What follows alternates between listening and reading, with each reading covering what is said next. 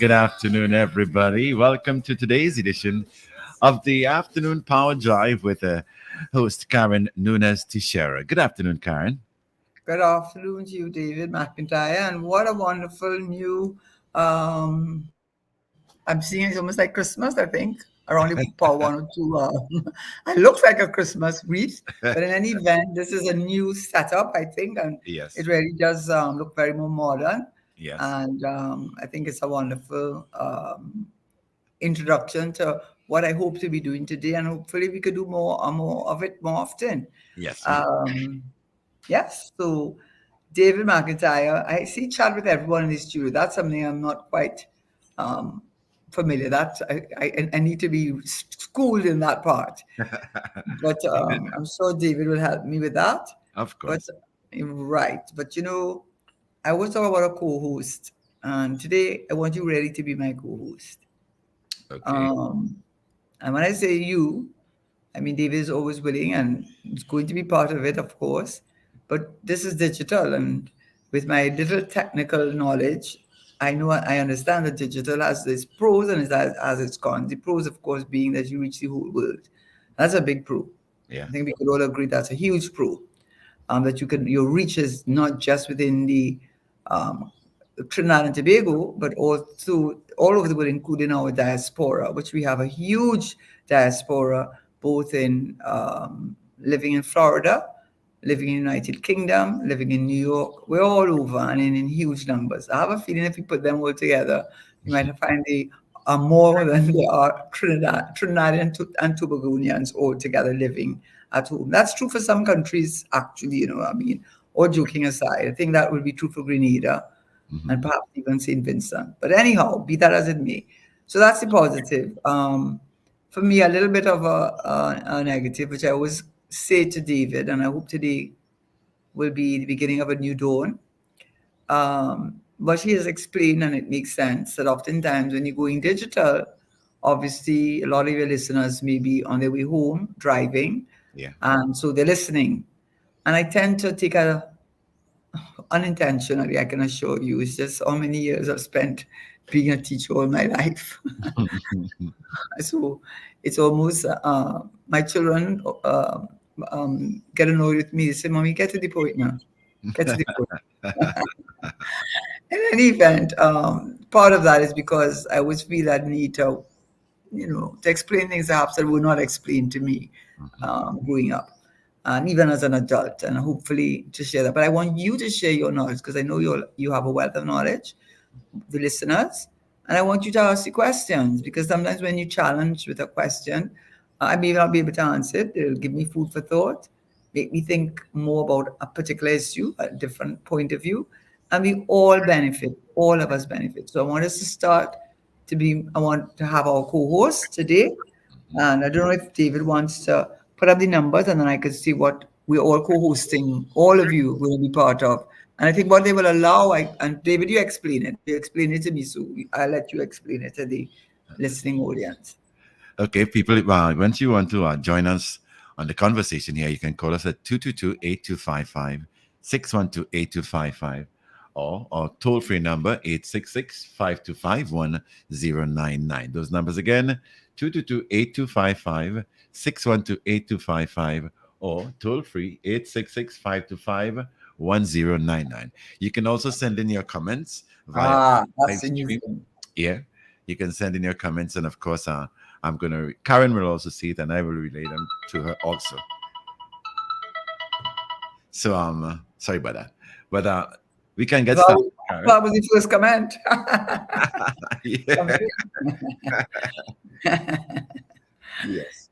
Yeah, so you can really join in. Some of you may just think you may not want to break the stream of thought because I speak in a sort of rapid fire way. Mhm. Um, that's just how I have spoken and no ill intent. I really do want you to participate. And one good way of doing that is also by channeling your commentary through David, or I don't know if it will show up on the screen, but we really would want you to be part of today's discussion. Yeah. So, without further ado, as they say in the land of MCs, Today, I wanted to speak really with. I want to speak today about the CARICOM. That is the topic. CARICOM is on boring. It's really not a boring topic. CARICOM is not a boring topic because for many reasons. And I think, let me just say the triggers. I'm sure you saw it, or we saw it in the papers. I saw it in the papers. Yeah. With photographs, of persons. It seemed like thousands. I don't know how many they were, but it was a lot packed up to Sea Central, some mall in central Trinidad, who are being invited by the government of Ghana Mm-hmm. to participate and contribute to their boom. And it's no question it's a boom. Mm. Because I think if you read anywhere in any economic bulletin or any economic reporting, that Ghana is in a class by itself. No growth, no country has the kind of growth that Ghana has experienced. Hmm. Now, I should say though, um, in the very inception, okay, so what was the trigger for me? The trigger was the picture, yes. The trigger was the picture. So I was really happy to see that because I thought that the kinds of jobs they were offering were consistent with the CSME, which we'll talk a little bit about if you can ask. And I prefer rather than I just give a long lecture, you break me and ask me, and I will be happy to answer as best I can. But it wasn't just the photograph, but I got a comment from someone, so from a little retrograded, backward thinking, for want of a better word. And, just against the whole idea of what CARICOM is. And no wonder CARICOM has been fighting it for all these years, and the comment was, it's somebody in the oil belt and thinking that, look at that, look at what Ghana doing to us. Ghana making a fool of us, making us look stupid. Look, Ghana take over. Ghana's the one with the money now. And they laughing at us. They make us the laughing stock with all the money and all the gas. I said, what? What are you saying? How are you thinking like that? I say, you should be so pleased and so happy that another CARICOM country is inviting you. You're not coming as, well, the Prime Minister calls them migrants. I don't know what they are, but Hmm. I know a lot of them not invited. Okay? A lot of them not, I'm not talking about the registered ones. I'm talking a lot of them here. I'm not sure if they invited here, but we invited. And we invited because Ghana recognizes that we have, under the single market economy, which they developed, where you're encouraging not only the migration of goods Yes. and removing tariffs and common external tariffs to make trade between the CARICOM members, 12 members, Suriname is a member, Ghana is a member, and all these in Caribbean, Jamaica, we're all members. But not only to increase trade intra-regional between ourselves by removing all kinds of external tariffs, except in certain circumstances, which they lay down in the CARICOM document.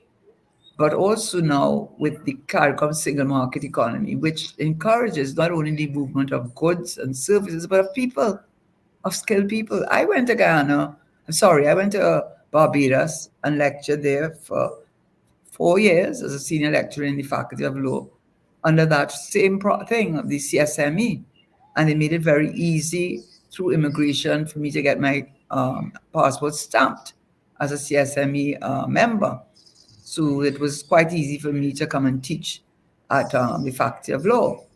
But it's true for so many other people that encourage that. So Ghana knows that we have a lot of people with the closure of the Petrotrin refinery, Yeah. that we have a lot of people who are trained in oil and gas. We have Yeah. been in our business since 1906 or 1907. Mhm. Yeah, Yeah. that's how long we've been in it. Yeah. Yeah. In fact, I think we started, the first oil well was discovered in 1886 or something, but we started since 1906, 1907. So there's no question. And with LNG, at one time we were the world, this tiny little country, the world largest exporter of LNG in the world. Yeah. 80% of America's LNG at one time came from Trinidad and Tobago. Yeah, it's amazing, this little country. So we definitely have the expertise and the knowledge in oil and gas. and you can transfer that knowledge. And what we are getting an opportunity to do is not only go there to help them build up there, but to establish businesses there, because that's what CARICOM is about, allowing you to go there and establish businesses, obviously under, conditions that are fair to them, to Ghana, to establish businesses there. So it's not just a question of using our skill sets and allowing our nationals to get more than living wages, getting excellent wages, because oil and gas pays good wages, but also in construction, all the skills that we have developed over the years in construction, which we have done a lot of over the years. So I find it very difficult when I hear someone make a statement like that. And I said, that's why CARICOM has been in trouble all these years, because we learn the rule of divide and rule. You don't understand that being strong, we are stronger together. We're not going to agree on everything. That is a fact. And not all of us are equal in strength or financial ability. That is also a fact, which is why they make provisions for those for that in the CARICOM document, which CARICOM had sent a representative, because I'm saying what they could have said for themselves rather than I. But anyhow, that is it. Is that maybe there's a protocol. There are lots of protocols in CARICOM. So maybe I missed a protocol. Maybe. Yeah. Right? Okay, so I'll take that as the reason for the movement. But it really sort of embodies what CARICOM is. I mean, I would like to hear what even David, anybody has to say on that. What do you think? And I'm going to put this, let me just frame this. I'm going to frame it this way. So then you could say what you want, what your thoughts are.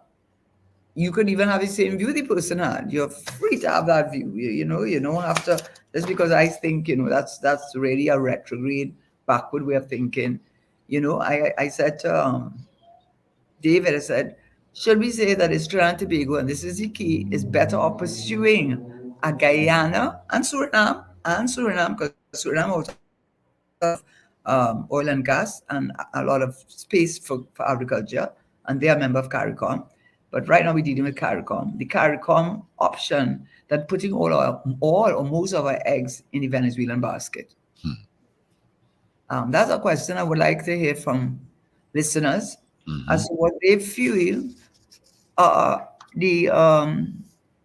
what is in our best interest.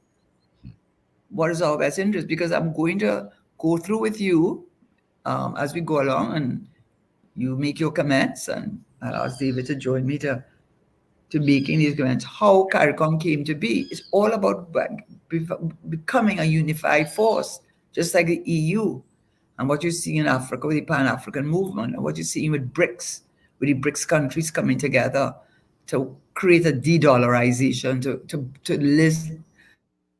to reduce the power of the US dollar as a means of for some countries, as a means of sanctions, imposing sanctions on their countries, as a means of imposing what is seen as conditionalities to borrowing that are very onerous to the borrowing country. So they are coming up with their own version, and the world is changing as we speak. You see, it's changing as we speak. So I bring up that issue of um, the option between Venezuela and Ghana within the context of the state of our economy. Now, this is not me saying it. You don't get back with me. It might like the messenger, but the message is true. Go to central bank, they will tell you, get it there. Go to CSO, they will tell you what I'm telling you. Karen, Yes. I have a call on the line. Good afternoon. Oh, wait. Call me back, caller. Please do. We do want to hear from you. And I is he back? No, go ahead. Yeah, I want to hear from everyone, because this is not a one-woman show. This is about you. It's about our future. And I just wanted to frame it in this context. And, whether we like it or not, whatever, I don't, it's not something I take pride, I take any pride in doing. I can assure you of that, because I don't like going on the road, this party and that party and this party and that party. And I don't want to go down that road, you know. I want to go down the road of Trinidad and Tobago. Okay? Yeah. That's my road. That's the only road I know. So, in the context of the Trinidad and Tobago road, and I wish the caller would call back, no matter what he has to say, I like to hear it. Um, the reality is, our foreign exchange position. It's right there in central bank. They have something called the economic bulletin with the macroeconomic indicators. It's right there. They issue an economic bulletin, I think, twice a year. It's right there. It's not me saying it. And I think in just a few years back, I don't want to go back too far. Maybe just to be on the safe side, I'll go 2014, but I don't think I have to go back so far. I think it's more recent than that. We had US 10.1 billion US in foreign exchange reserves. Today we have 6.8 billion. That's about $4 billion less. And I think the governing central bank just recently said that 4 months, we lost about 4 months foreign exchange reserves in 4 months, about $400 million worth. And then, of course, the most recent one, we know about Republic banks limiting your foreign exchange in US to 5,000 US, I think. I think that's the ceiling. Unless I'm not for commercial, but for everyday person who can't get $200 from the bank. Let them go down there and ask for $200. They tell them, there's a queue, you have to wait, then you go back. Sorry, we sold the last $200. I mean, I know that because I've seen it with other people.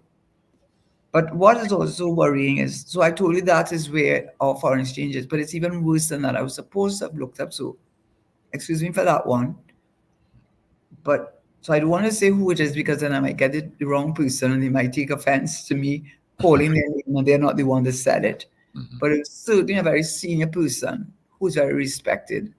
And he did say, which is the thing, he says, half of our foreign exchange is not really foreign exchange, because half of it is to pay off debt. Because remember, we have been running fiscal deficits nearly every year, except 2021, through nothing to do with us. Oil prices and gas prices went through the roof.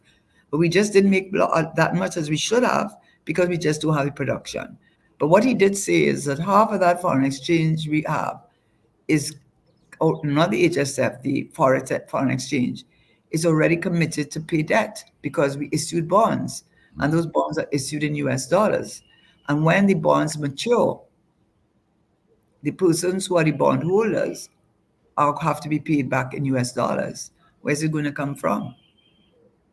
Why did we borrow in the first place? Because we didn't have enough money to run the country for that particular fiscal year. So the answer was to borrow, and part of the borrowing was bonds.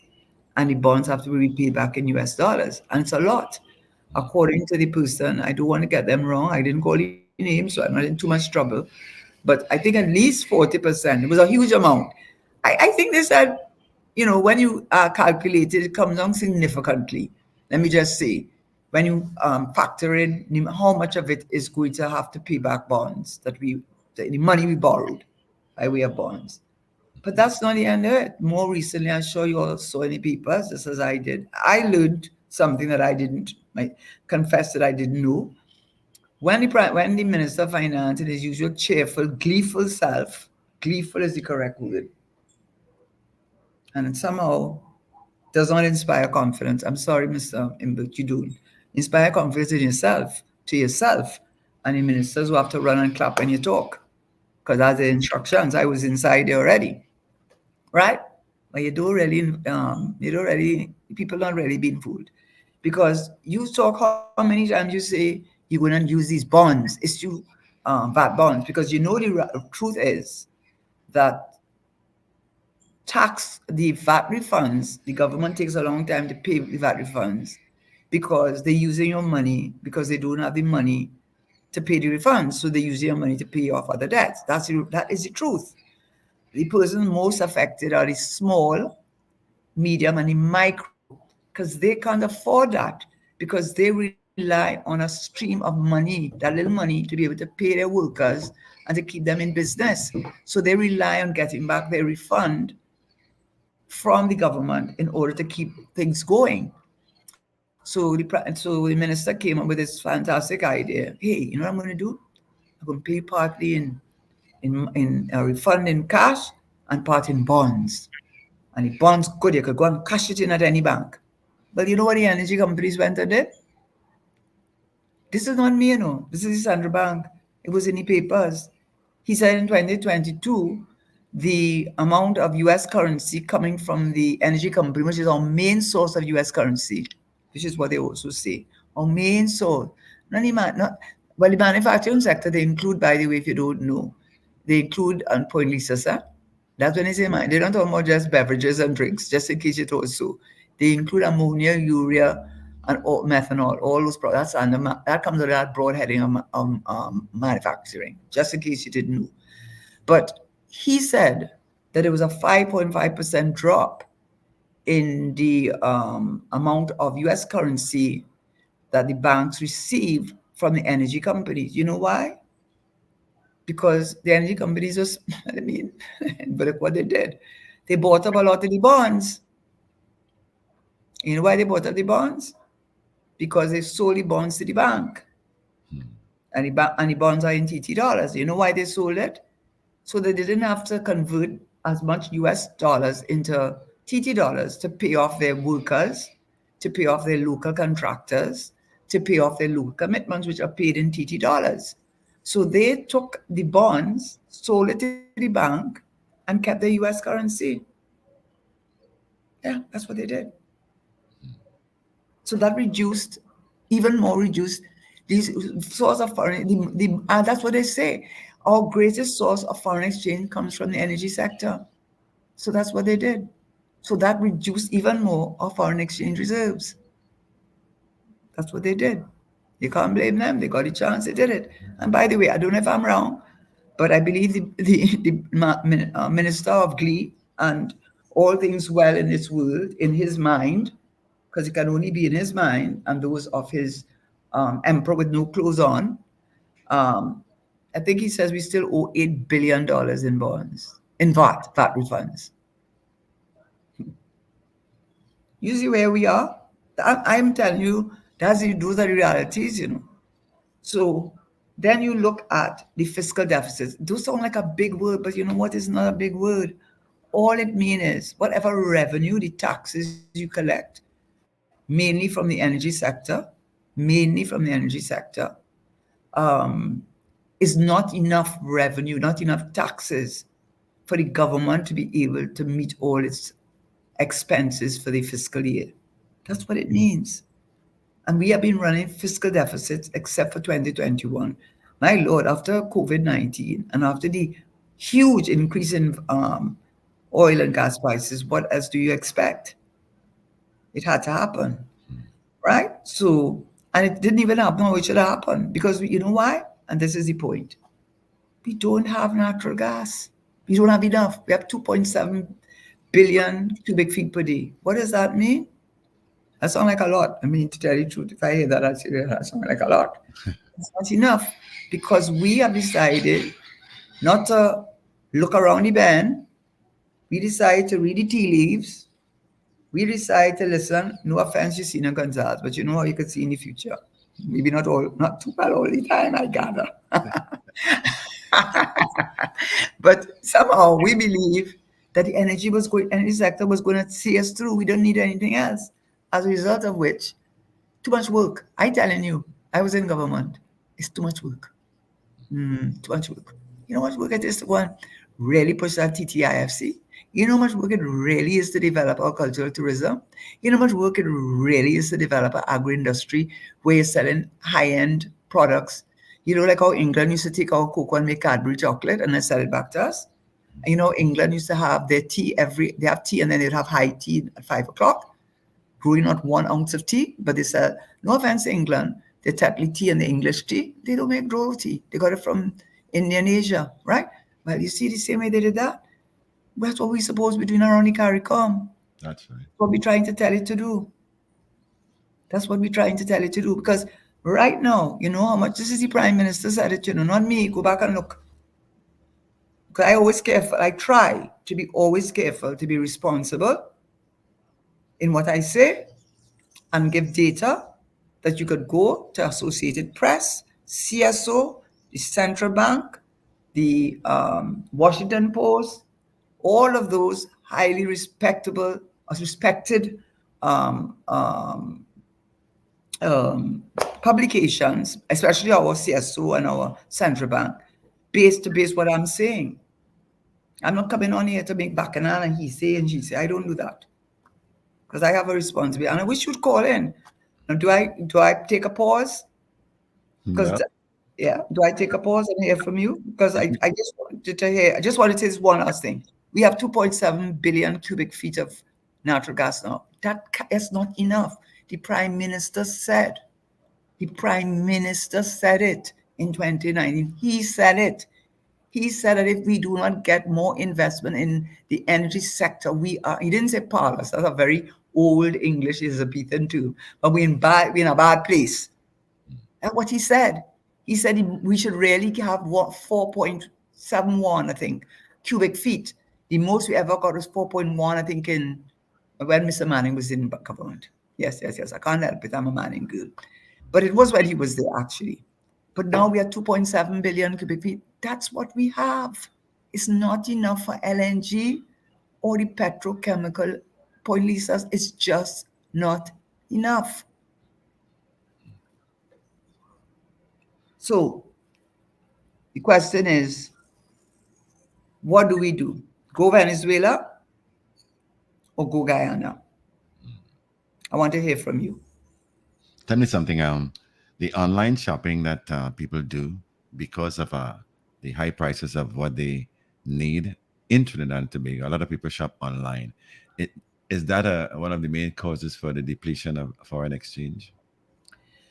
Well, it's all like a chicken before the egg kind of situation. I think why people have found using the courier service, according to the prime minister.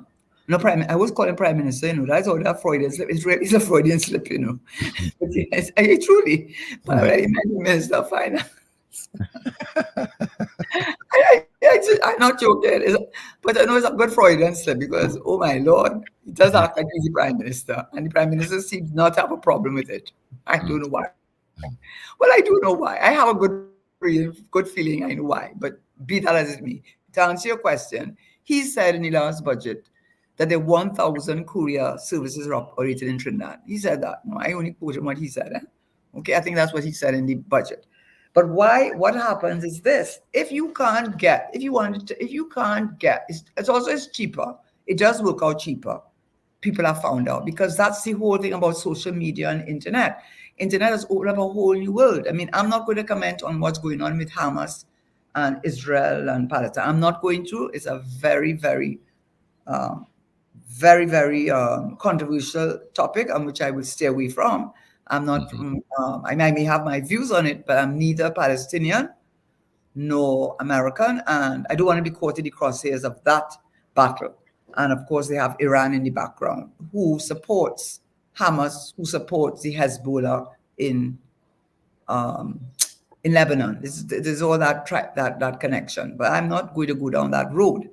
But what has happened is with the advent of social media and people being able to shop online, I've had someone actually tell me, I can't give you a discount. I said, why? He said, because when these young ladies come to my store and want to buy a dress for graduation and so on, they have already gone online to all the Macy's or whatever, Yeah. and they've seen the prices and they've already worked out it's cheaper for them to bring it in themselves.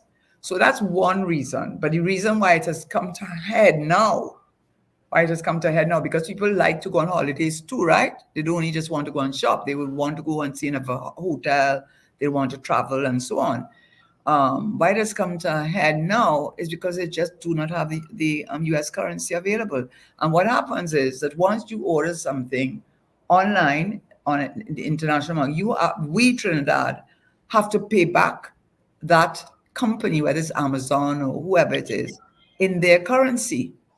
And that is why they have I believe that is one of the reasons why they've limited it, because they recognize that, okay, you're telling when people come in here, I know people who have done it. So um, I'm not even talking hearsay. I'm talking about actual, I actually know. A person's gone to get the $200 or $300, only to be told, come at 10 o'clock Monday morning or whatever. And when they come there, 10 o'clock on the dot, they say, oh, we're sorry, we sold it all out. So people like that get frustrated. And then they say, well, they just order it online. And when they order online, the banks have to pay back the online companies, US companies, in their currency. They don't want our currency, they want their currency. So that, I think, has a lot to do with the fact that I think Republic Bank cut it because that's a way of not discouraging the use of foreign currency, which they simply do not have because the country does not have it. They don't have it because a lot of it is being owed, and a lot of it has to be probably being used to pay other bills. But the government had put a 7% tax on the people who are shop online. Wouldn't that help, or has it helped at all? I think that was a good thing they did, actually, because we have to remember it's our country. You have to remember it's our country, Yeah. and you certainly don't want your country to go bankrupt. I mean, that is a fact. And at the same point in time, we are members of WTO, which means we are the globalization and opening up our markets and so on, which is why CARICOM becomes even more important to us, so that we trade between ourselves as much as we can. So I agreed. I didn't say anything wrong with that. I thought that's something that had to be done to discourage the online shopping. And I think he said that he is going to meet with the couriers and the banks, and he's signaling that they're going to do more. I don't know what the more is right now, but it's obviously going to be some way to increase the revenue take, because the country, the revenue position is in a very um, difficult and challenging situation. Because remember, even though we have, I think, over 5 billion in HSF, it's governed by an act.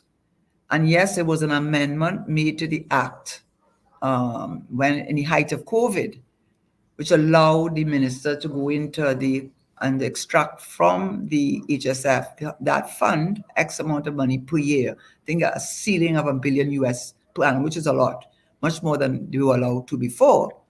But it was also if we have a pandemic. He added that because the conditions under which you can take money out of the Heritage Stabilization Fund are very restricted. And the reason is like how Norway and Sweden and Saudi Arabia, I mean, they have a lot of sand. But they know one day the oil is going to dry up. One day, things are changing fast. One day the price of oil will drop again, boom and bust, and so on. So what these countries tend to do is they invest in other countries' economies and other countries by way of the stock exchange. So the HSF is sort of protected, although the amendment was passed because of the pandemic, which allowed him a lot of money. That's $1 billion, a lot of money per year. So, and that is very worrying, actually. But I don't know if it's only for pandemic or if it goes across the board, because it's supposed to be our heritage. It's supposed to be divided into heritage component like they did in Norway, and heritage and stabilization, stabilize the economy when it is in fiscal, it has fiscal challenges. It has a dual purpose, which is what they have in other countries that have the equivalent of a HSF. So you have to get worried when you amend it to allow you to dip into the amount of, I think it was 1 billion. I don't know if it's US. I feel it's in US because it's US to talk about when they talk about the HSF. If there's a pandemic, and that's worrying. It's worrying and he went in 6 times, by the way. He went in 6 times, and one time he put the money in the consolidated fund. I don't know how it ended up. And I'm sure he has a good explanation. He always does. He has a good explanation for himself. He has a good explanation for himself and those people sitting behind him and his prime minister. And people who have to depend on them like CPAP and URP, who better think it's a good idea. I have some comments popping up, but before we continue with that, how difficult is it for us to, as CARICOM brothers and sisters, how difficult it is for us to start investing into I mean, Guyana is a very big place compared to Trinidad and Tobago. Their population is under a million 1 million. people, and there are a lot of land spaces that can be utilized for a lot of things where we can probably improve on our revenue earnings, or anything related to that, because um as CARICOM brothers and sisters, how difficult is it for us to get into Guyana and to negotiate, or put in place methods and um, progressive entities that will assist Trinidad and Tobago? Okay, I'm gonna answer, but I would love to hear from your viewers, the listeners also. Okay, some of them are from Okay, Iwat Rajpol. yeah, I know him very well from library. He said, "Good afternoon, ma'am. You need to come to library and educate." Yeah, he says a lot of help is needed to bring back the economic life in the library. The shipping true. yard is not enough. That's He continues, Lake Asphalt is in trouble. The government says they're going to restructure the company. All right, and we also have some other messages like Faiz Mohammed said, spoken like a true PNM on the online tax. No, I'm not speaking. No, I'm not. I Actually, don't I'm think not. so either. Okay, so let me answer the last part first. Hmm. You know, this is what I think one has to understand. I would like to honor my. I like credibility is important to me, Hmm. and I think that if you start, if somebody comes with something and you say, "Who said it?" Kamla, okay, it's a good idea. Who said it? Right, and as if you are UNC who would have said that. If you're PNM, who said it? Kamla is a bad idea. How something becomes a bad idea because of the messenger? It is not a listen. We have to face reality. That's what we have to face reality. Now, I am saying the reality we in is because of this darn government we have here now. I can tell you that. Okay, but that's another conversation. And I do all I really don't. I would just say on that. So I'm not spoken like a true PNM. What I am saying is they they have us where we are now because you know what Guyana boasted about. And I like that Prime Minister Imchan Ali. He looks, I think Imchan, I sound look like a very reasonable person and a very much a pro CARICOM person and not disrespectful to Trinidad at all. In the way we were disrespectful when they were giving out the COVID-19 vaccines. Yeah. And he said that Trinidad and Tobago had the most vaccines in any Caribbean CARICOM country, 465,000. And he not counting Ghana own because Ghana were not approved. And the advisor to the minister had took great umbrage to that. So they're not, I don't see him behaving like that. I see him extending a arm to us, but he has to protect. It's his country, and every country protects his country. So with the 7% increase, it's not about supporting. Oh my God, I don't know how you think I think like that. I am trying to be fair. If we need revenue, and this government has failed to diversify, and Mr. I think it is the Prime Minister himself said, I saw it, it's so sad to say it, but the Prime Minister of Ghana said, we don't have to talk about diversifying now. We've been diversifying all along. We diversify in timber, we diversify in asphalt, in bauxite, we diversify in gold. He went through a whole set of we diversify in food security and selling. He said we've been doing it for years. So don't tell us about diversification. We've been doing it. Now natural gas and oil has created new opportunities, Hmm. right? So what they did now, whether it was because of circumstances, because the reality is only until 2013. Actually, it was a Guyanese expedition, but it was sponsored by Guyana government that they discovered all this oil and gas, and everything turned into a whole new story. But they are already being diversifying. When are you going to say Trinidad diversified? Please tell me when. We almost took a kind of a pride. Let us be honest. Let us be honest with ourselves. You can't, they talk about Alcoholics Anonymous, of which I'm not a member, but they talk about all of these organizations that people go to try to come to terms with whatever their issues are. And the first step is is denial. There's going to be denial. Then after you go from denial, there's going to be anger. I guess that's what you're feeling. And then from anger, there's going to be acceptance. and then we're going to make the best of it. I am not saying we don't have any potential for natural gas. I am saying right now, as we speak, there's natural gas off of Tobago. I'm Mhm. not sure about that, and I will talk about that. The natural gas at Dragonfield, and I'll tell you why when we speak a little later. But Guyana has listen, these unregistered, and I'm making the word unregistered because somebody told me, Karen, you're coming across like a xenophobic, meaning I don't like foreigners. That's not true. What I don't like is you walking off of a boat, walking in my country, not paying. And how would you like it if I did that? Right? And Mr. Prime Minister, Mr. Prime, I don't forget, I might forget some things, but not everything. He said when they were putting pressure on him, the United Nations, to declare the Venezuelans refugees, he refused to do that, and for good reason, because he knew if he did that, to call them refugees would mean that they were escaping political persecution, and therefore Maduro was a political persecutor and his government was illegal. But you know what he said then? He said they are not refugees, they're migrants. Just like how we go to Florida and look for a job. Trinidad too small. We don't have the land space. He said that. He said we don't have the land. He said that. Your prime minister said that. We don't have the land space. Let them go Canada. Let them go United States. They have plenty land. We don't have the space for the migrants. That is what your prime minister said. And you know who is deporting the Venezuelans right as we speak now? President Biden. You know why? You know why? The chickens come home to roost.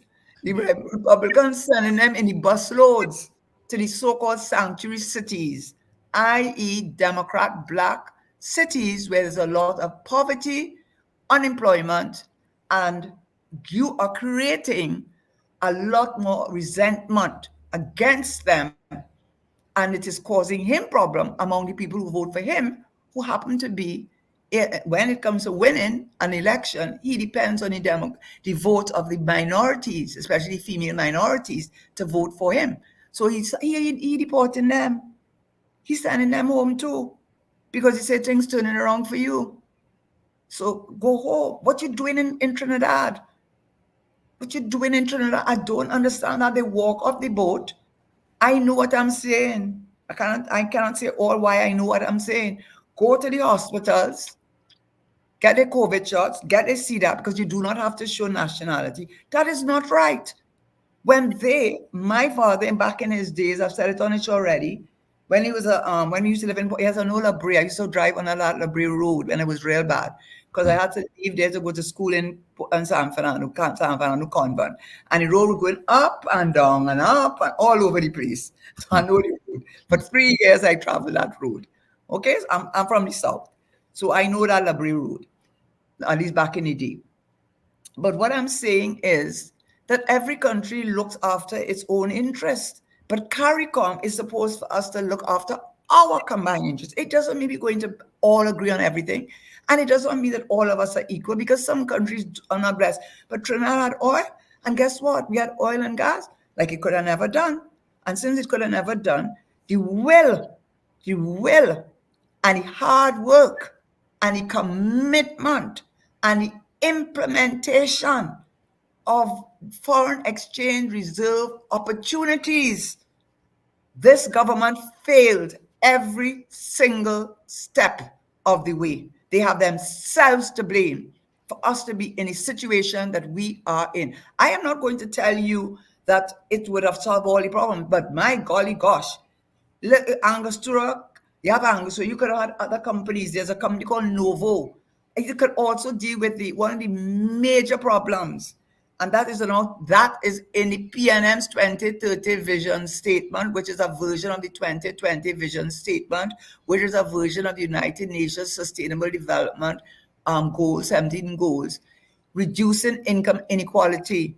So even if you cannot fill up our coffers with foreign exchange so we could pay our bills, maybe we wouldn't have to pay so many bills if we grew more of our own food, or if we exported more high-end agro, because we have the technology. Look how much money we have spent over the years on UTT, on and all the private companies, private teaching institutions paying for them, and all Arthur Lockdock, so many organizations that this government, has spent on educating our country to become a knowledge economy.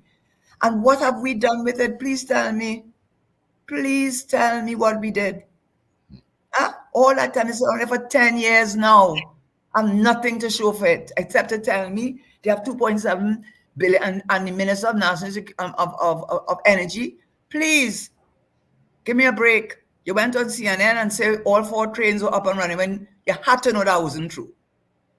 And then I heard, no, I don't want to get it wrong, but I believe you said, David, you could, if there's anybody waiting to make a thing, let them do it now, because I'd like to hear. Let me just finish a statement, and I'm subject to correcting. I believe he said that the dragon fuel will come into gas in 2025. Hmm. How many heavens there? No, no. If he didn't say that, I take it back. But somehow I feel he said that. In what world are you living in, Minister? What world are you living in? The world of politics, the world of P&M politics. So don't anybody tell me I am a Trini Burgonian. That's what I am. And I put my country, our country, before any party. Call again. Let me remind them. You can call us at 222-8255, 612. Call, call, call. Or I at our call. toll free number, 866-525-1099. Continue to call us. So, Karen, tell me, what's the big difficulty in getting into Guyana? And is it a private sector initiative, or should the government set up some sort of a trading facility to get into Guyana and utilize some of their lands for agriculture, or to probably play a significant role where the oil and gas is concerned? Okay, so before they accuse me, Hmm. and whoever, listen, I have to be balanced. I can't say things because you want me to say it. I want to say things because I don't want them to come on the television tomorrow or when they have their Monday night meeting and say, yeah, what did Tesheira say? She don't know what she's talking about. She don't know CARICOM had meeting, because when I went, they had a big meeting and I couldn't see anybody. I really had to, I did tell them, I think I wasn't treated very well. I mean, I don't think you have to treat me like a VIP, but oh God, have a little respect now. Have a little respect. And just don't forget I was in government. So I know all the tricks about, I mean, okay, so just have your respect at least for me to talk to somebody besides a receptionist now. I just needed to tell you all that. That's how you all deal with CARICOM. Well, I just don't know if that was the right way. But of course, that's your right. I do think they are working hard on it. One of the things they developed was an energy policy. But there's a doctor, I can't remember his name because I wrote it all down, because I don't want him to come and say, I'm making it up. I'm not making it up. I went and did my research. That's what I tried to do, to be responsible. There was an energy policy that they decided in 2013, I think, to develop an energy policy. And when they developed the energy policy, this gentleman, a doctor, I can't remember his last name, but he worked in that division. And he has come on record just as recently as just the other day, talking about it and saying that we have taken too long to implement it. A lot of the suggestions and recommendations that were made then, they're past their time. I guess one of the things was they never expected Ghana to get so rich with oil and gas. I think that was one of the major things. He didn't say it. Oh, got it. Dr. Devon Gardner. He was the head of the Caribbean Center for Renewable Energy and Energy Effectiveness, or something like that, called CRE. And he served as CARICOM's energy unit. It started in, let me get 2013. They realized they needed to create a CARICOM energy policy. So I'm reading from them, It's not me saying it, right?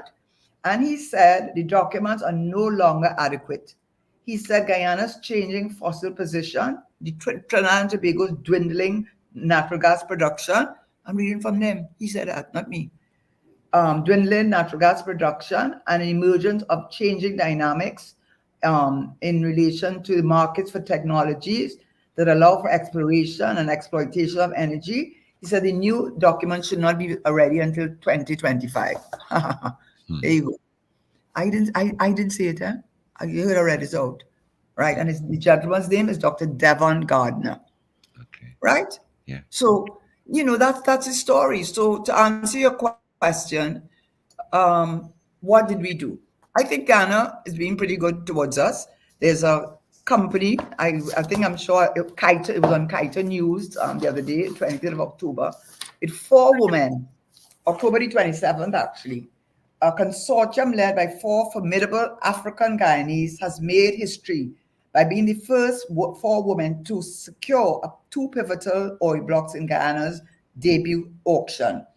And it's spearheaded by Dr. Melissa Varswick and a lot of that. There's one is a shallow water block called S3 and a deep water block titled D2. So they have been auctioning off their blocks, also with Exxon Mobil. I mean, I think Ghana is getting, the first flush of wealth, which I guess, caught them off guard. But they've gotten smarter. So they've renegotiated a new energy policy with Exxon Mobil. And ExxonMobil, with 10% you have to pay in petroleum tax, 10% in corporation tax, but this is the kicker, 50-50 sharing of profits. And then they have an external auditor looking at the claim by ExxonMobil of a 7.3 billion US dollars for a period, I think about, I don't have the period in front of me, but it's a few years. But it is in relation to the disposal of the waste when they drill in these wells. Because when they drill in the well, up comes a lot of things that are toxic to the environment. And the argument is there's no data to show how they arrived at 7.3 billion. At least that's what the report said. So they're looking at external auditors for them to ask them, how did ExxonMobil decide in their expenditure side that they expended 7.3 billion? Because there are two ways to do it, I understand. Either when you drill, you take the excess, it's either radioactive material, iron metals, all kinds of toxic materials. You re-inject it into the well that you have utilized, or what they do is you then clean it or produce it and throw it overboard. But they say that's not a good thing because it increases the pollution. So what I'm really trying to say is that Guyana is really learning from, I think, its earlier mistakes and wants to embrace us. They have they embrace us, and they have said it. They have said we don't have the knowledge on technology in oil and gas. And you know what they said too? We don't want your factory. They said we buy one. We have an MOU with the Dominican Republic. We only need one factory in Ghana. That's And guess what? Huh? a refinery. Yeah, that's just what Ghana said. Ghana said we don't want more than one factory. We want more than one. And guess what? We build in one. And we have an MOU with the Dominican Republic. And guess what he said? We don't want your own in Trinidad. You know why? Because it cost to rehabilitate it that you had it sit down all them years without a plan of what to do with it next. Remember? Mm-hmm. Patriotic, and that fell through. Remember that I ready to sign and didn't sign? Mm-hmm. Right. All them years, this is what they said, not me, This is what they said. They said it costs to rehabilitate it and bring it back to a point where you can use it to refine, because to refine their crude oil, their oil is more sweet oil and it's more refined. It's not as hard to refine as Venezuelan crude oil. But it said the time has passed. He said because the cost of repairing that thing, it is cheaper for us to build a new factory, and we only need one, and we have an MOU with the Dominican Republic. So there goes our refinery. What is still doing? All them years. He closed it down without he had a plan, but only he had it because clearly no one else knows about it. And then when it came to the natural gas, I have the figures here because one of the suggestions was that why don't we forget about Dragon Field? Because you see, the reason why Dragon Field is so attractive is because at its closest southerly most point is only 17 kilometers off from the Hibiscus platform, which meets the NGC pipelines, and then you could take it down to Atlantic and the petrochemical industries, the polyethylene, right? But when they looked at that as an option, I'm not making these things, I'm reading it out there. So please, I'm reading it out. Why he said no to the fact, he said no to the factory, right? So then when they said, okay, if you're not, he said no to the factory, how about the natural gas? Here's what he said.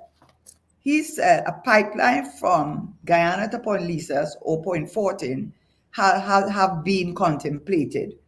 Distance between Starbrook Block and location of the LNG plants in Point 14, which is closer than Point Lisas from Ghana, anyhow. LNG plants at Point 14 are approximately 400 kilometers, and that gives reason for pause. Also, dismantling and relocation of the trains, our LNG trains, is hampered because of the age of the trains. So he has said no to the not to the pipelines too, Hmm. and the LNG and relocating the LNG trains to Guyana. He said they're too old now. Hmm. And Hmm. with LNG, there is a small LNG plant which is Trinidad based, but it's owned by Guyanese, called Icon LNG Guyana. It's small. It's a small liquefaction plant to liquefy a portion of natural gas and pipe from the offshore to supply Guyanese industrial, commercial, and transportation sector. And that is from a Dr. Lorraine Sobers, who spoke on Oil Now in March 2023. So that's where I got my information from. So no to the LNG, no to the pipeline, Go to the refinery. and no to the refinery. He said they're too long. You have it Yeah. sitting down there too long. It is sitting down there too long to repair that. It's cheaper. It reminds me of Wassa, they tell you that, when they talk about the corruption in Wassa, they say that they repair and repair same pipeline over and over again when they very well know it's cheaper to replace it. But guess what? Somebody going to lose a work. A contractor going to lose a work. So you have to keep on repairing. Right. Well, Ghana is not part of Trinidad and they have to look after themselves. And they're telling us it don't make sense.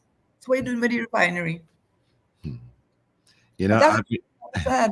yeah, I've been reading outside of the energy sector, I've been reading where Guyana um has been assisted by the European Union through the Economic Partnership Agreement Standby Facility. I What is that about?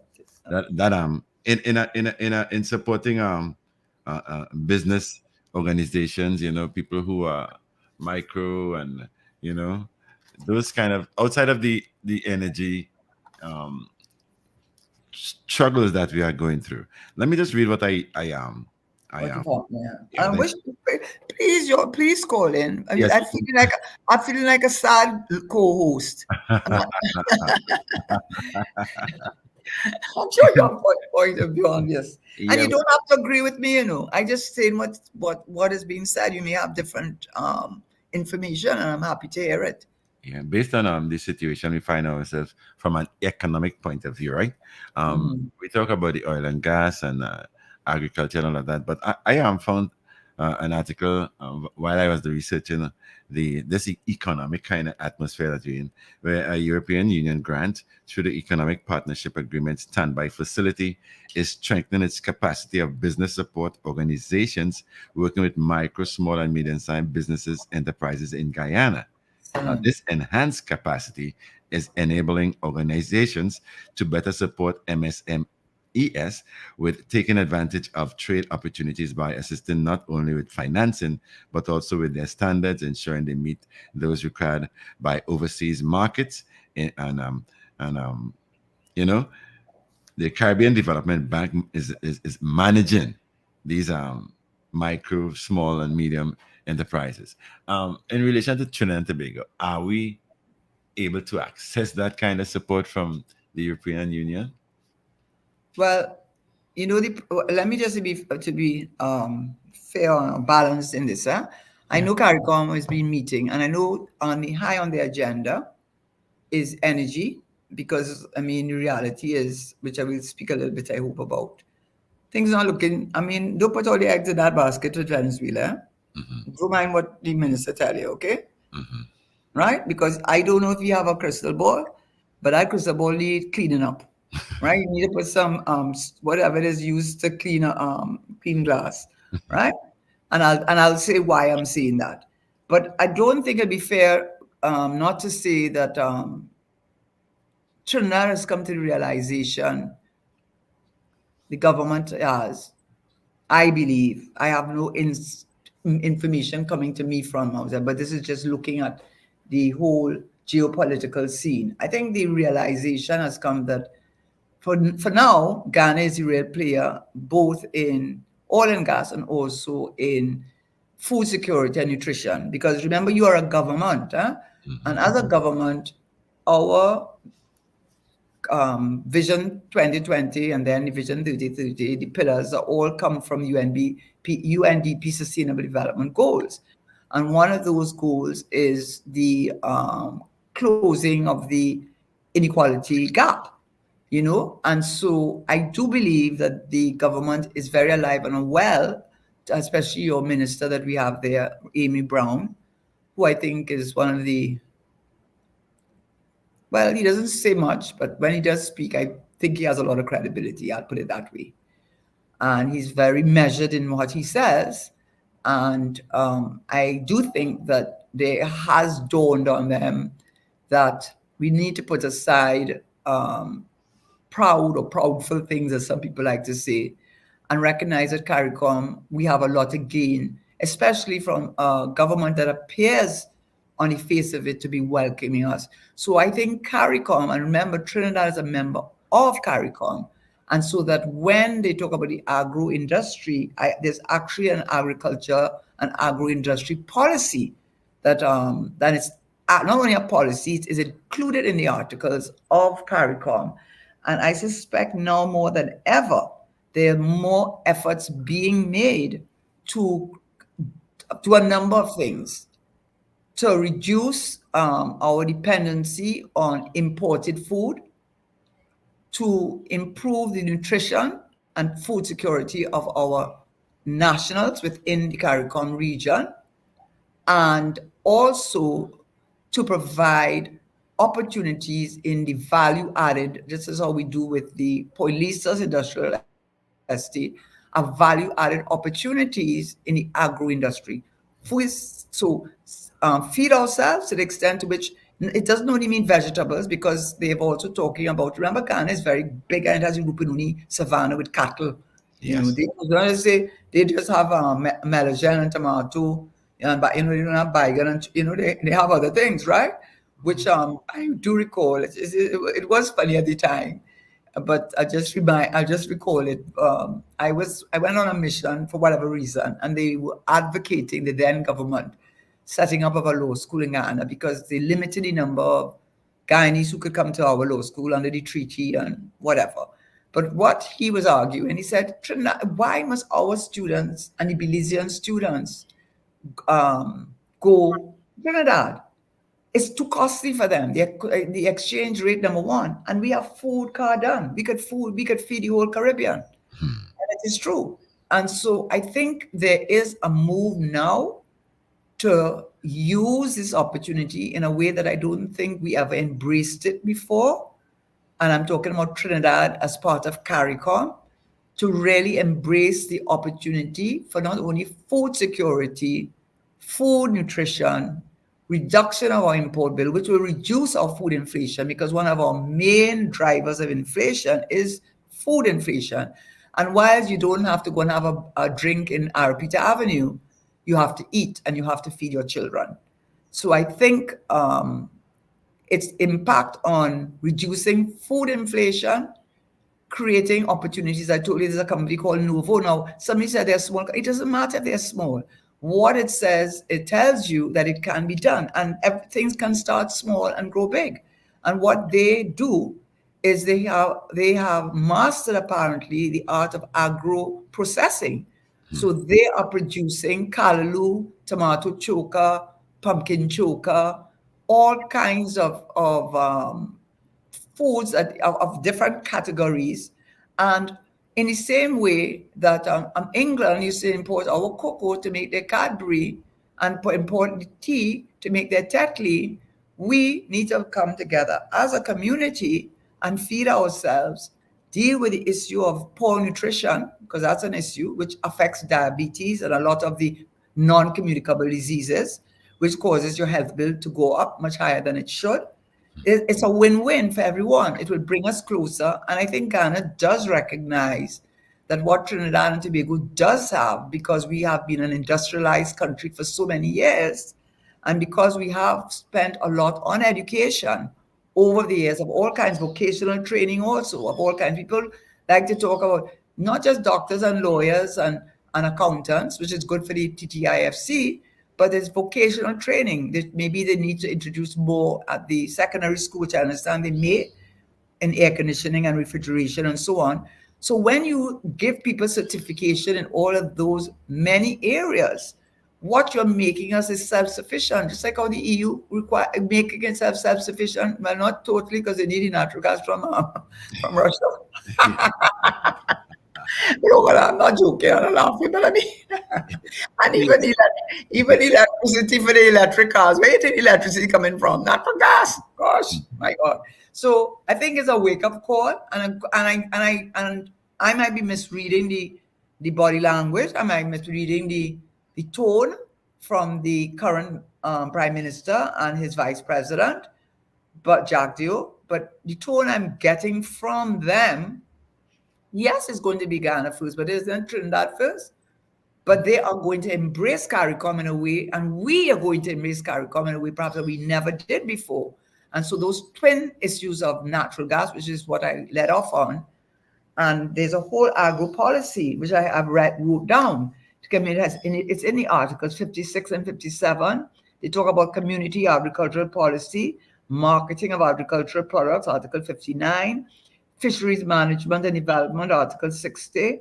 So there is a demand, they said, to increase employment. You will increase employment because a lot of it can be labor intensive. You reduce poverty, the use of these services, because you're using technology a lot as they do in the Netherlands, and you're creating more efficiencies from the non-traditional way. And of course, you have to deal with issues of land, because they have the Dutch system. Don't have to think too much about it. I didn't teach conveyancing in law school, but you had to have a special teacher to teach conveyancing in the law school, because they had the Dutch system of conveyancing, which was different from other countries. But that is not something unsurmountable. I think what it was is that the will was not there. So to answer your question, I think, blessings come in all kinds of forms, and we need to recognize in the short to medium term, because of our own failure, the government, because they're the ones that like charge. We're not in charge, they're in charge. Yeah, they let us know they're in charge too. They're large and in charge, right? Not they're large, but in charge, right? Right? They're in charge. So they lead.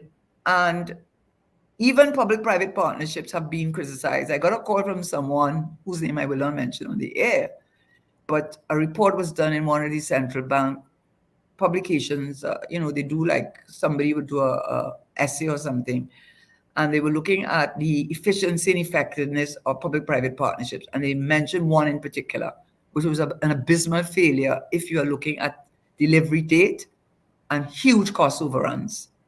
And they questioned whether that was a model. And whoever was responsible for it called me up. Yes, he called me up.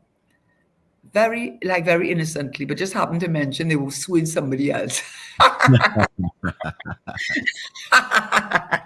So I gently told the person, well, I didn't make that up, you should go and read Central Bank. And I told him, and you know what? I'm going to send you the page. I'm going to photograph the page, and I'm going to send it to you, so you could go and read it yourself and see what they had to say about public-private partnerships, and how, when they did a case study on the one that you were involved in, the person that called me, it was an abysmal failure. But they didn't use those words. But they did not deliver. Years. It was years over time, and millions in cost overruns. And yet those same companies seem to be able to get contracts, because that's what the procurement legislation is supposed to help you to do. Procurement regulators are supposed to look and see, well, what is your track record? What? Your track record, every time you given a contract, you years overrun, and your costs overrun every time. Something not right about your contracts. we need to put you down at the bottom of the road, bottom of here, but no, you can't put that one at the bottom, you know. Right. So the person didn't call me back. I sent the article to them and they never called me back again. Hmm. Hmm. Oh boy, oh boy. Well, I have some other messages here. Frank James is saying it is much easier to get rid of these managers that don't know what they're doing. You need to get rid of the dinosaurs and the dinosaur politics. Aye. Another person who seems to be our good friend, Kieran Yip and Go. I don't know the name. I never And heard that Go. name. Kieran, Karen Nunes to share. What's up, mi amiga? Okay. Okay. And it's like I get my as a friend. And Iwat Rajpal, he's a good friend of mine in Labrie also. He said, David, tell Miss Tisha, please link with me. Please, please, my email address is Or Irad. you give it to me off the air. You give it to me off the air. Yeah. So those are the messages that have come up. Yeah. So Karen, what I'm trying to find out is as a CARICOM community, Yeah. how come we are not engaged in each other? I mean, there's probably a lot of engagement, but to me, we are not There seeing hasn't been. results.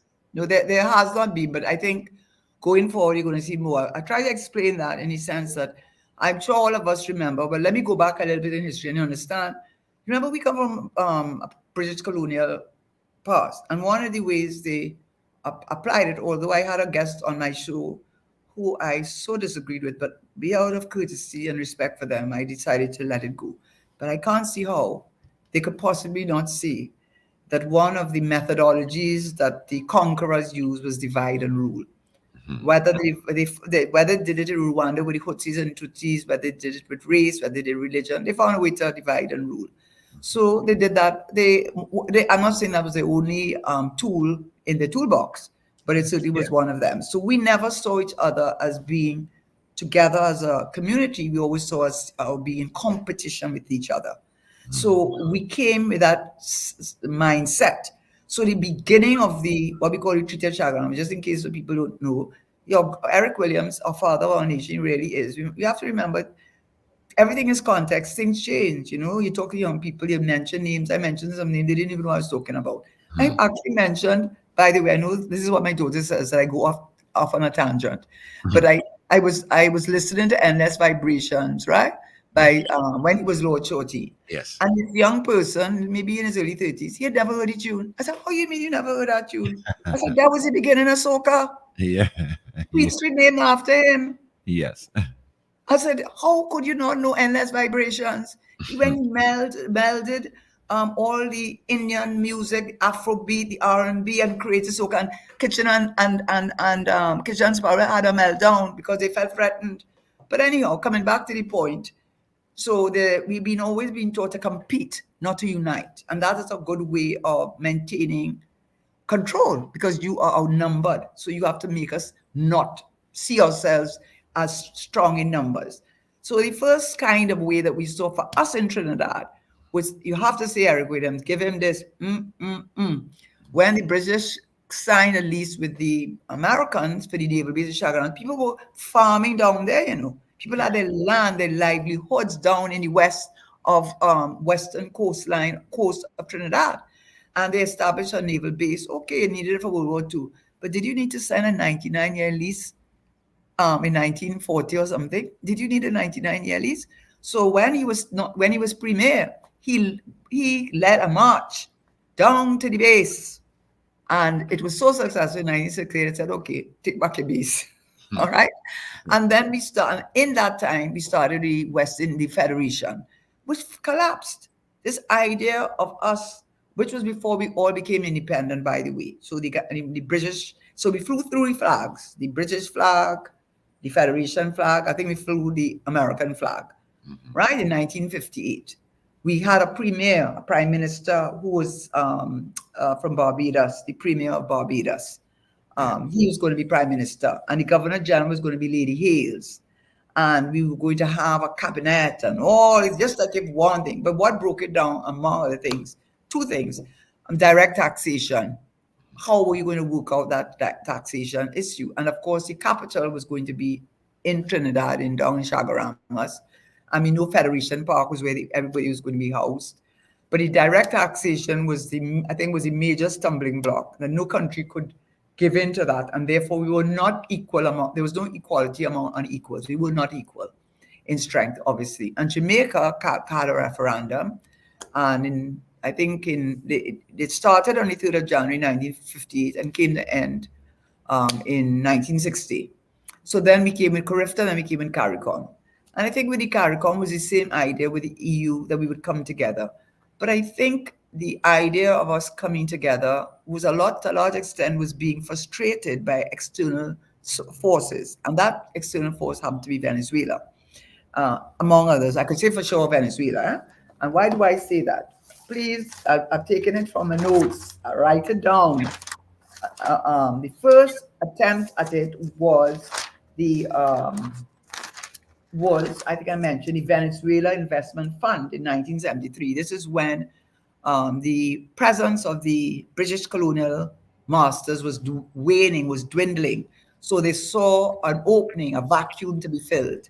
And so they came up with this thing in 1973 called the Venezuela Investment Fund, but it had contingencies. Mm. But you had to use the funds to purchase Venezuelan goods, right, and participate in its development. And I already read it out that Eric Williams sounded an alarm, and he said that that was a form of territorial imperialism, and only to see the Caribbean islands anxious to profit from Venezuela's largest joining this Venezuelan investment fund. And then we went through a difficult period again in the 1980s, and towards the end, they had the Petro-Caribe, to which every country in the CARICOM English speaking, including Dominican Republic, among them, and Honduras, Nicaragua. Those are some of the countries that are not CARICOM countries. All of them joined except Trinidad and Barbados. And what was the idea behind Petro-Caribe? Prime Minister Manny said that he said, he cautioned that. Is it a question of cutting our own throat? So we better be careful, because the whole idea was that he was offering, that is Chavez, offering oil to these countries, about 15, 20 countries, oil at ridiculously low prices, 1% interest rate, 25 years to pay it back, and on and on and on. And they all jumped on in Petro-Caribe bandwagon, which was not good for CARICOM. And that is what Patrick Manning said. He says, when you do that, you all running to Petro-Caribe, and this obviously is not good to develop CARICOM. And that's why he started the CARICOM Petroleum Fund, which I already said, Dr. Gonzalez, who I like very much, Ralph Gonzalez, he was one of the first beneficiaries of that fund of 100 million US to help him build his airport in Argyle. Okay, so just remember that. Okay, but he's now a great proponent of bringing back Petro-Caribe. So Barbados, Guyana, has a history that is not very positive for us as a CARICOM community, as a community developing this unity and this strength among our numbers. First with this investment fund, then with Petro-Caribe, and worse now, we all know now about the arbitral award of 1899, which was signed by America on behalf of Venezuela, I think, and on behalf of the British. Anyway, it was foreign countries signing on behalf of our Guyana, because it was British Guyana at the time. And that effectively said 2/3 of Guyana belonged to Venezuela. And they had the Geneva Agreement of 2008, where they agreed, I think it's 2008, where they agreed that they would allow the General Secretary to determine how best to solve this ongoing dispute between Guyana and Venezuela. And then you had the Port of Spain. We took part at some point in time, the Port of Spain, I can't remember what they called it. Anyway, Port of Spain something that we had, where we kind of intervened. It lasted a few years, and now they went back to the arbitral. Now Ghana says, listen, let the ICJ, International Court of Justice. Court of Justice, determine this matter.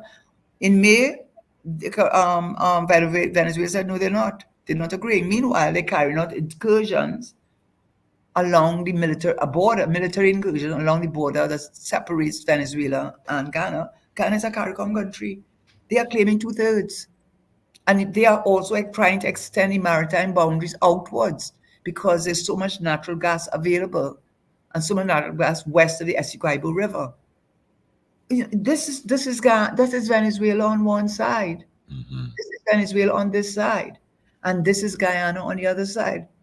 That's part of our CARICOM, which we're trying to build and grow and develop with agriculture and energy and other areas that they're trying. And what you have to be very concerned about, I don't know if you have anybody send you a message in between the time I'm talking. If they Just do, I'll let you know. huh? Oh, If they do, I'll let you know. right. What is very concerning, no matter what Minister of Energy wants you to believe, he and Colin Inwood really have to be, they really are colleagues.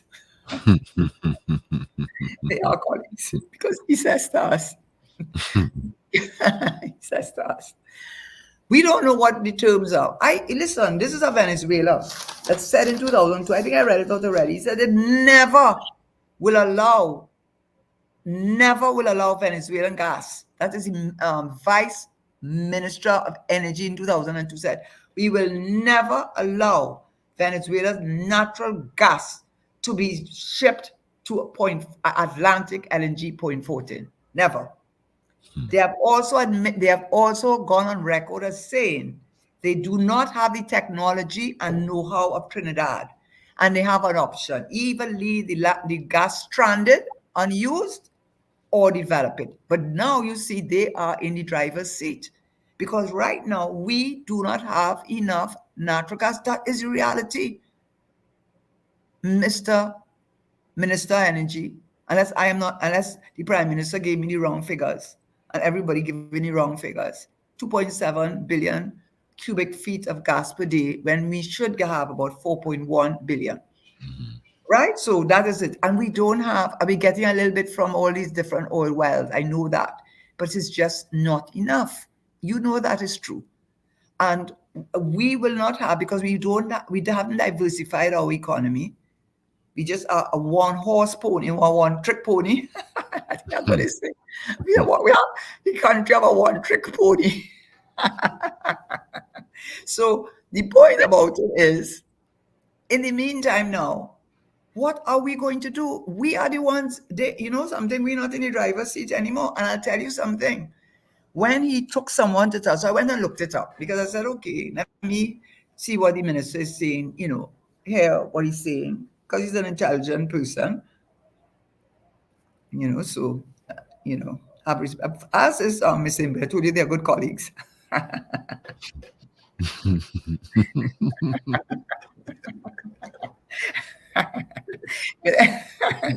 Anyhow, he said that whoever from the opposition made the distinction and said, listen, you're mixing up OPAC 24 and OPAC 25 is two different arrangements. Yes, you're right, they are.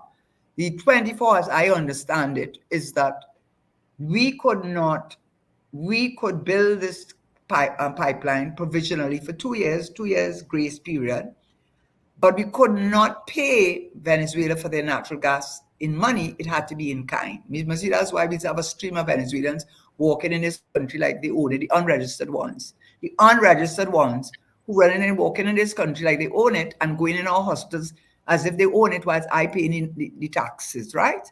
I have a problem with it. I have a problem with it. And they would have a problem with it if the shoe was on the other foot. Because guess what? Twice when my father was fishing down as recreational fishing, down in the east, down deep south, yes, with Kes Differentala family, Dr. Rav Differentala and another person, they got held up twice. Not by the Guardia, by the Venezuelan pirates, but all on the shoreline is the Guardia Nacional, which is very scary, a very scary thing. That is Venezuela's history. That's not history, that's Venezuela. So now let's get back to now what the OPEC 24 and 25. So now what Biden, I mean, this is what my view, just from my readings. I am not saying I am correct, but I don't think I'm too wrong. if you study the geopolitics, it is clear to me that Asian and African countries are committed to seeing the end of what you call de-dollarization, which is the control of America by using the US dollar to keep countries in under control by using sanctions or whatever as a means of punishment. And they have done it successfully. So I get the impression that the BRICS countries, who added 6 new members, one of which is Iran, which has nuclear power, and who's good friends with the Hezbollah in Lebanon, who are good friends with Hamas in Palestine, in the Gaza, right? You understand how it all three going together, as well as they are now developing, they are developing or have developed their own equivalent of an IMF. So instead of their countries having to run to the IMF, they can go to their own bank if they need help. But more importantly, there are 40 countries looking for membership, applying for membership right now, many of them from the Middle East.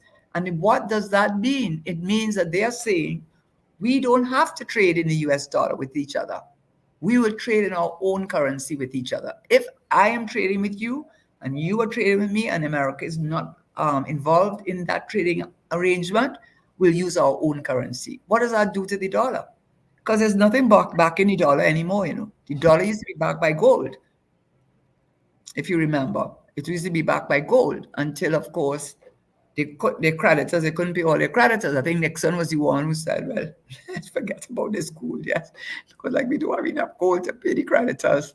And we fight in the Vietnam War by proxy. So we need to forget about this holding us backing our currency with gold. We're not doing that. We backing it on the fact that where there is a lot of confidence in our currency. So we could run huge deficits, or what do you say, debt. We can use huge debt because people have confidence in our currency, and everybody wants the US dollar. So what I'm saying is, things are changing as we speak. So to come back to OPEC 24 and 25. So 24 said, yes, build the 17-kilometer length gas line. Shell could do it. And but you can't give them money. You have to give them in kind. Now the 25 one, which I have a feeling is, I don't know what the terms, of course I don't know what the terms are, but I have a feeling they found a way to pay Venezuela US currency, because they paid down 1 billion US for this joint venture. And Europe wants it more, you see. This is not Trinidad, this is Europe who wants natural gas, because they don't want to have to be dependent on Russia anymore, what Russia has done to them. And they have to be bringing in LNG. So Europe is very, very much in favor of a relationship with Venezuela in relation to natural gas. So this new arrangement is that Biden is saying, President Biden is saying, okay, I tell you what, we will extend the arrangement to the end of 2025. Not only will we extend it, but you could pay them in money. You could pay them in fiat currency, Bolivar, US currency, on the contingency condition that you have free and fair elections. No, therein is the problem, which I am saying, to me, Guyana is a better bet. And this is based on just my readings. So, Mr. Minister of Energy, if you have more knowledge than I have, don't blame me. I didn't sign the MOU. I was on the party to the MOU. I read the papers and I read articles, and that's my source of information. So, based on my source of information, the 25 says you can do that. But guess when national elections are due in Venezuela? Traditionally, December 2024. I think last time they had it in September, but traditionally is, when? The end of 2024. But your minister, I think he said we're getting gas from the Dragon Field in 2025. He is a miracle worker. I am telling you, if that's what he said, he is a miracle worker, right? But not only that, don't play with the Venezuelan president, because Maria Machado, who is a major contender in the opposition, against Maduro. Guess what? They have banned her for 15 years from taking part in national elections. What's America going to do about that? They had a primaries. She won it by a landslide. But guess why? All of the just like last like in Trinidad, you know how much you know how many parties they have who want to get rid of either the mustard or the ketchup? Hmm. Who ever say anything like that, eh? Because I don't go down that route. But the only reason I mentioned that is because when I read about it, they said the reason why Guaido had to step down, two reasons. The oppositions were not united in ideology, in thinking, in every which way, who was supposed to be president, who not to be, you name it, they were not united. And that was one of their feelings. Listen, Trinidad and Tobago, that was one of their feelings. The other day, they played with the wrong muchacho Hmm. because you know what Maduro did? The National Assembly, which is how Guaido became the president, according to United States and European countries, Maduro turned around and formed the Constituency National Assembly. Hmm. And he packed it with judges that were pro Maduro.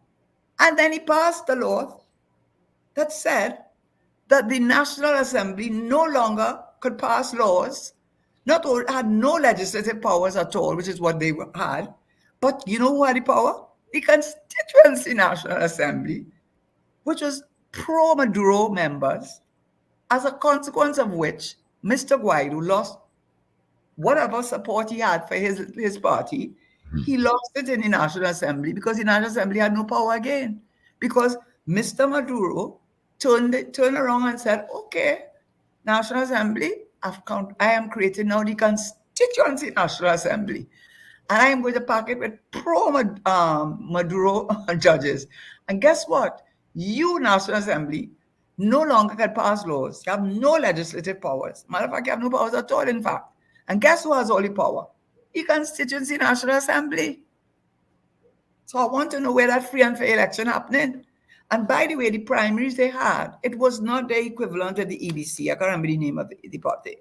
But it is not the equivalent of our EBC. They did not hold those primaries. The opposition parties held the primaries. I understand in churches, in schools, and newspaper boxes, and all kinds of things, whatever they could. And that is how Maria Machado became the top opposition leader against Maduro. You think, let me ask you something. Based on what I just told you, and the people who are listening, you think all of what I just said, you think Dragonfield is a good bet? Hmm. You think Dragonfield, and you know what Maduro is telling you? Maduro is saying, he has nothing to study, He has Enai and Repsol. He's saying you could put sanctions or whatever sanctions you want on us. We selling our natural gas, and they already have one pipeline, LNG, one pipeline, natural gas pipeline in Guiria, I think you pronounce it. It's a small one, but it is for industrial purposes, similar to Guyana. But the large one, which is the one to go to Hibiscus, which Shell has to get involved, that has to be built. You think, I mean, forget about anything else. I think there is what I read, what I understand is that countries, companies are, do not trust Maduro, whether he deserves it or not. I think he kind of deserves it in a little way. Whether they deserve it or not, they are concerned about making those kinds of capital investments in Venezuela because at the third thing, he can change the rules. And the rules will always be in his favor. Should we, let us be realistic. Minister of Energy, I know you didn't say all what I said, but if what I said not true, tell me what I said is not true. Tell me what I said is not true. No, it's how you want to interpret it is up to you. And if you want to interpret the slow recovery of China if you want to interpret that our issue is food inflation, if you want to interpret that you could get gas to the hibiscus in 2025, I believe he said that. Listen, if he didn't say that, I take it back. Because the Prime Minister did say in 2019 that we were getting gas from Dragonfield in 2024. So, based on his calculations, it would have taken about 4 to 5 years. And people in the energy sector have said it takes 4 to 8 years to bring the gas to the wellhead to be able to deliver it to the transmission, which is by NGC. So I don't know if you said 2025. I apologize if you did not say 2025. If you said 2025, I would tell you pigs could fly too.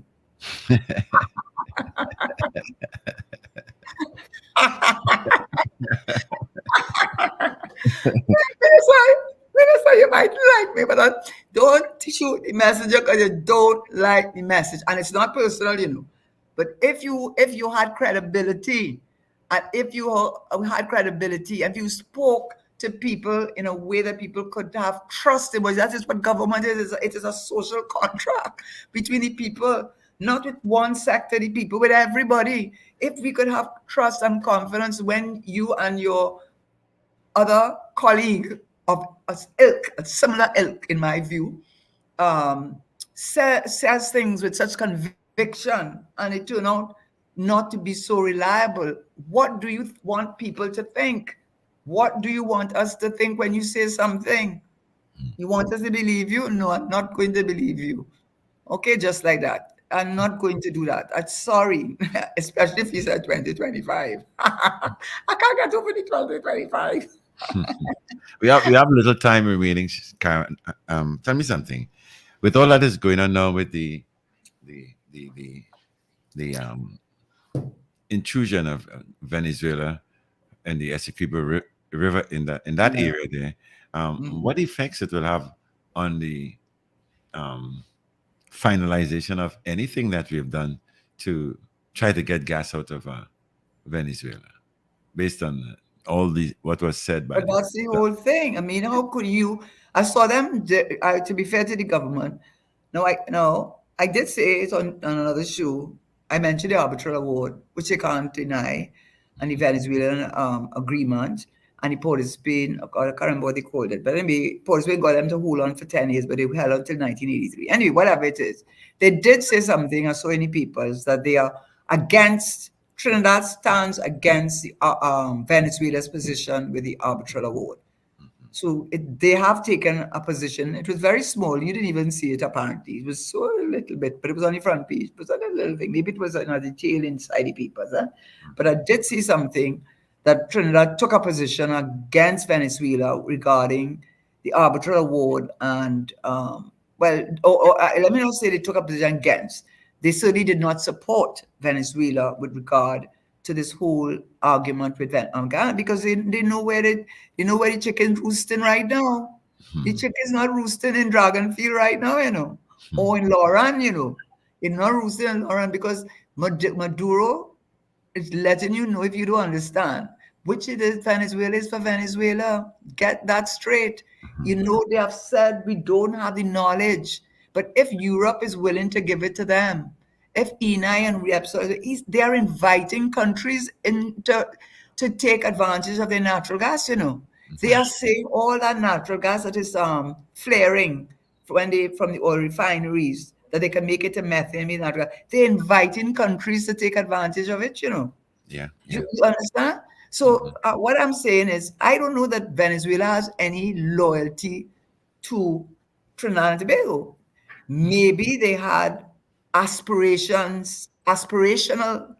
thing towards replacing the British presence in a sense of being seen as, a powerhouse within the Caribbean. Maybe that is what they may have had. And that is what Eric Williams and Patrick Manning, who would be in a better position than I, to have come to that sort of conclusion. Maybe that was what it was. And certainly their actions have made one believe that, you know, the Petro Caribe, the Guardia Nacional, all those things that I spoke about. So I would say to Trinidad and Tobago, which I think they probably are doing, I think, They probably are going to do that. I mean, Dr. Brown, it looks like a smart man, and in measured and intelligent and thoughtful. He's a thoughtful man, a thoughtful man. Yeah. I think that the chickens come home to roost. Not You're not going to let go of Venezuela, and that'll be foolish not to let go of Venezuela because there's trillions of cubic feet of natural gas in the Lauren Manatee, and there's also 2.7 trillion in, I think, in Dragonfield. But I think they're trying to develop closer and closer linkages with Guyana, both not only in natural gas and LNG, but also in our expertise, our knowledge, and create, just as our United States has companies all over the world. They have how much transnational companies America has all over the world. Every European country have companies all over the world. And Shell here and BPTT here. Yeah. Why Yeah. we can't be there? Hmm. Why we can't be there? There's someone on the line here. We have very little time. Just be on Okay. within 3 minutes. So caller, good afternoon. Yes. Okay. Hello, good afternoon. Good afternoon. I'm Okay. very sorry I joined you all late a few minutes ago. Um, Okay. what happened? A little bit under the weather, and I sat in front of my television. And when you put on the sound system and you put on the screen and 86 inch screen, you don't want to leave that. Okay, stop showing off Yeah, now. right, 86-inch screen. right. What happened?